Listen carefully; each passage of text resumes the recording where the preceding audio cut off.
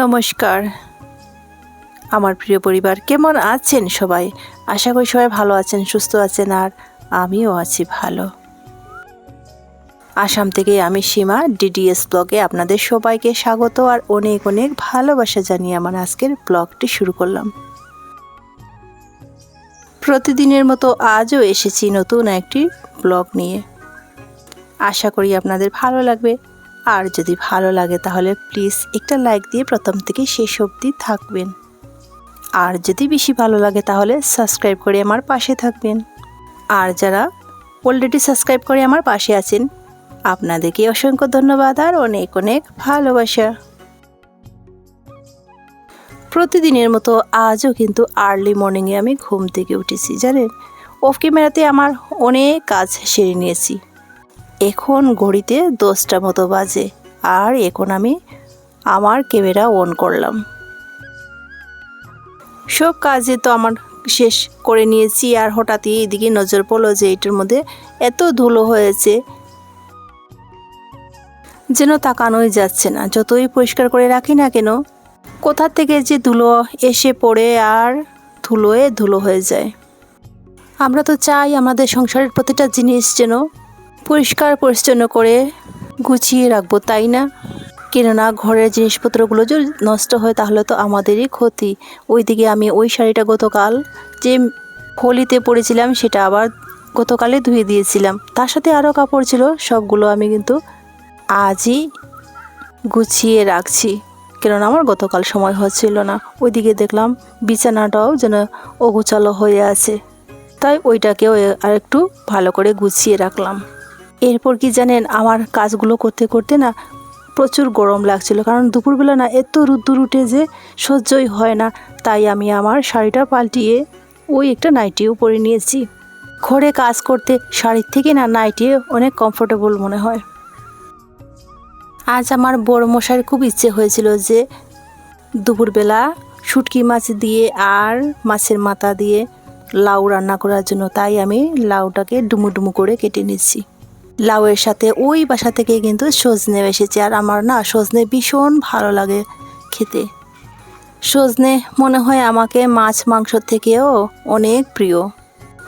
আমি মাছ মাংস ফেলে দিয়ে ওই সজনে দিয়ে ভাত খেয়ে নেব, তবে রান্না করে খেয়ে ভয়েস ওভার দিচ্ছি তো, তাই বলছি আজ আমি শুধু সজনে ডাঁটা দিয়ে ভাত খেয়েছি।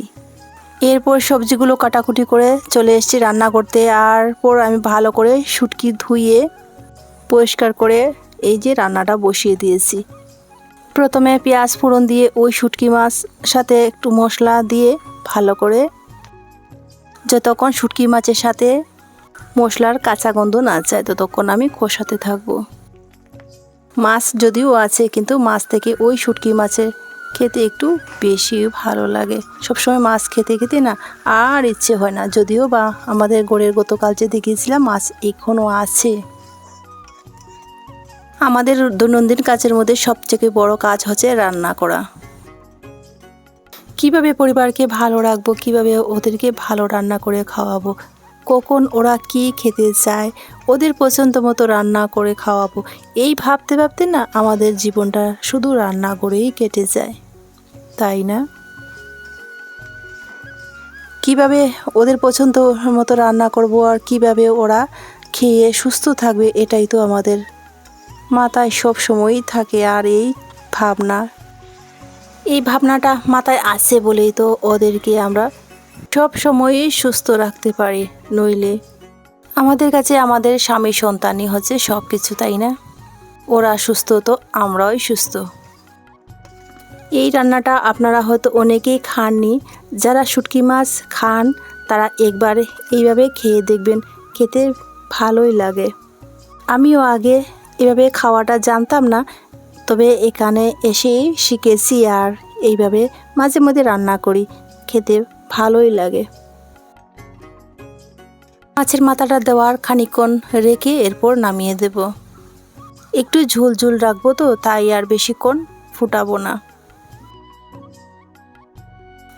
ওই তরকারি নামিয়ে ওই কড়ায় আবার একটু ভালো করে ধুয়ে বসিয়ে এখন আমার প্রিয় সবজিটা রান্না করতে বসিয়ে দিচ্ছি।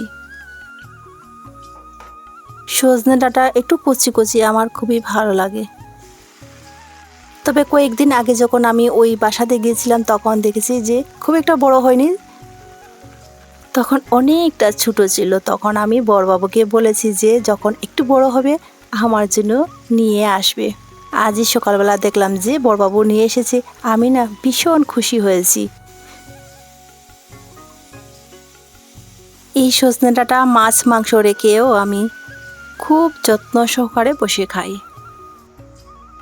ডাটা 50% সেদ্ধ হওয়ার পর দিয়ে দিয়েছি শস্য বাটা। আর আমার না কখনো আমি শস্য বাটার থেকেও কখনো আমি জিরে বাটা দিয়েও খেয়ে নিই, সেটাও খেতে মন্দ লাগে না।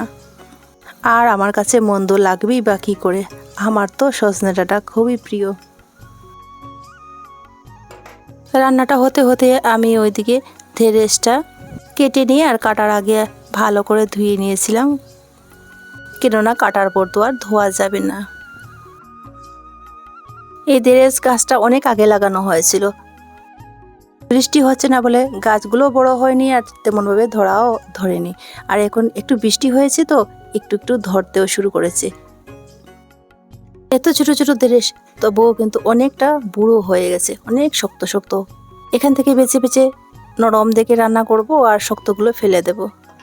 ওইদিকে আমার সজনে ডাঁটা হয়ে গেছে, এখন আমি নামিয়ে ঢেঁড়সটা বসাবো। তবে আমি শুকনোই রাখছি, কেননা আমি একাই খাবো তো, আর আমাদের ঘরে সজনে ডাঁটা কেউই অত বেশি খেতে চায় না, খুব একটা পছন্দ করে না। আমার বড়বাবু তো একদমই খায়ই না, আমি একটু পছন্দ করি বলে নিয়ে আসে।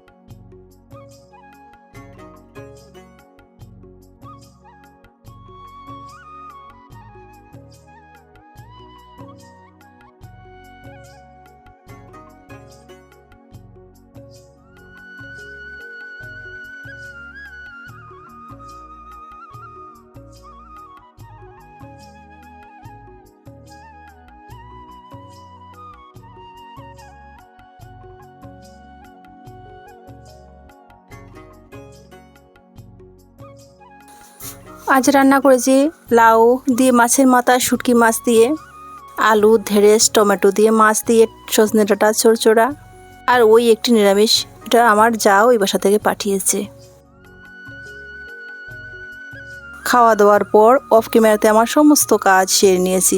কিছু জামা কাপড় ওই সকালবেলা ধুয়ে দিয়েছিলাম, সেগুলো এখন নিতে এসেছি। তার মধ্যে আমার ছেলের কিছু প্যান্টও ছিল, মনে হয় এগুলো শুকোয়নি, খুবই ভারী ভারী প্যান্ট ছিল। আর সেগুলো না কাচতেও যেমন কষ্ট আর শুকাতেও অনেকটা সময়ও প্রয়োজন হয়, তাই মনে হয় আজ শুকোবে না, ঘরে ছাদে মেলে দেব। মানে আমাদের তো ঘরে কাঠের ছাদ আছে, সেখানেই মেলে রাখবো। না শুকালে কি হবে, বেশিক্ষণ তো আর রাখা যাবে না, সন্ধ্যা হয়ে যাচ্ছে, নিয়ে আসি ঘরে।